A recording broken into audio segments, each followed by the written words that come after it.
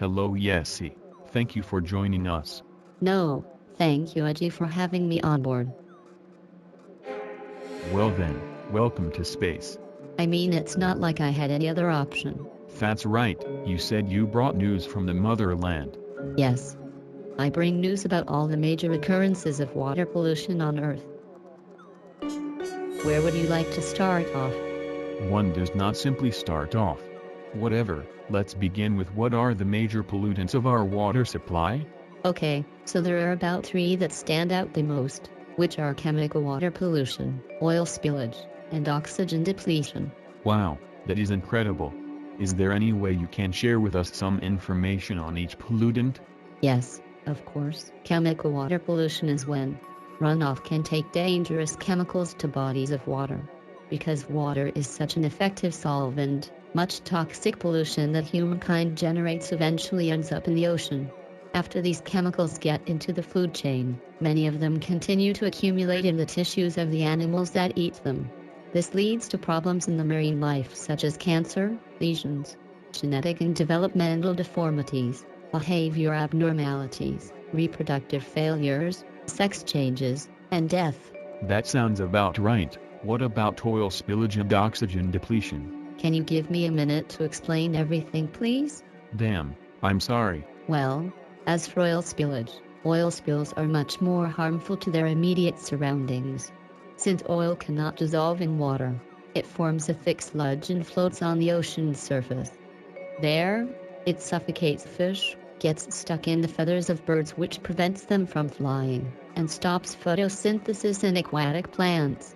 That explains a lot.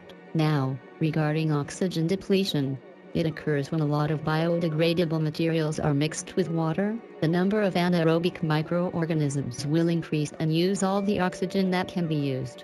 Harmless aerobic microorganisms end up dying because of the lack of oxygen, and some of the remaining anaerobic microorganisms produce harmful toxins like ammonia. What was that? It's supposed to tell you when an oil spillage has occurred, but with so many glitches, you don't know these days. Oh, okay. I got scared for a moment there, thinking it was a ship malfunction. Because you are aware that if this ship goes down, there is no reliable life to be found on Earth. Anyways, what do you believe are the point and non-point sources of these pollutants? Well, a point source pollution occurs when pollutants come from a single location. An example of this is when an oil spill occurs, such as the Deepwater Horizon oil spill, which leaked 3.19 million barrels of oil into the Gulf of Mexico. What about a non-point source? A non-point source pollution is when pollutants are introduced over a widespread area and are not easily attributed to one source. For example, when deforestation occurs, discharge, chemical quality and physical properties of water are affected. One of the major reasons deforestation leads to water pollution is due to runoff carrying dirt into rivers. I'm glad you know what you're talking about. By any chance do you know where all these pollutants come from? In order to cause chemical water pollution, runoff can take dangerous chemicals to bodies of water. Because water is such an effective solvent, much toxic pollution that humankind generates eventually ends up in the ocean. After these chemicals get into the food chain, many of them continue to accumulate in the tissues of the animals that eat them. This leads to problems in the marine life such as cancer, lesions, genetic and developmental deformities, behavior abnormalities, reproductive failures, sex changes, and death. How about oil spillage? Surprisingly, oil spills only make up about 12% of the oil that enters the ocean. The rest come from shipping travel, drains and dumping. Wow. Who would have thought? How about oxygen depletion? A major cause of oxygen depletion comes from too many nutrients, especially phosphorus, which make the problem much worse.